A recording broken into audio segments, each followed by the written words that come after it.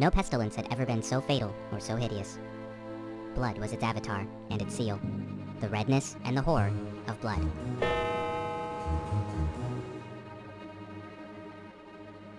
The Prince Prospero was happy and dauntless and sagacious. He summoned to his presence 1,000 hale and light-hearted friends from among the knights and dames of his court, and with these retired to the deep seclusions of one of his castellated abbeys.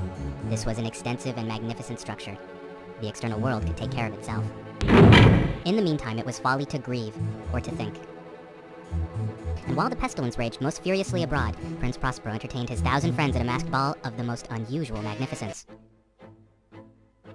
It was a voluptuous scene, that masquerade. There stood against the western wall a gigantic clock of ebony.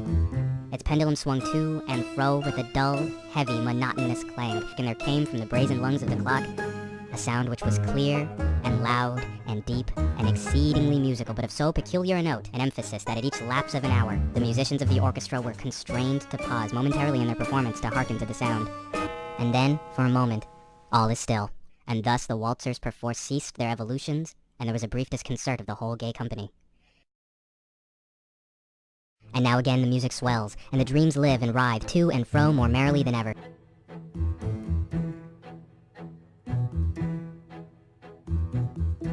The figure was tall and gaunt, and shrouded from head to foot in the habiliments of the grave.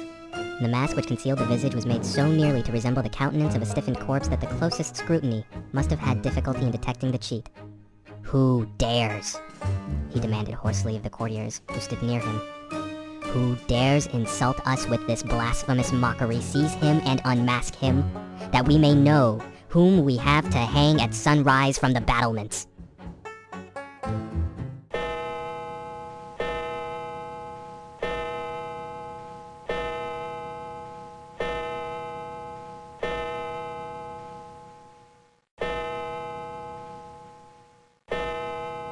And one by one dropped the revelers in the blood-bedewed halls of their revel, and died each in the despairing posture of his fall.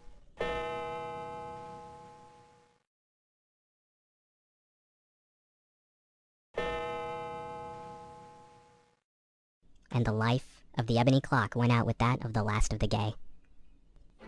And darkness and decay and the Red Death held illimitable dominion over all.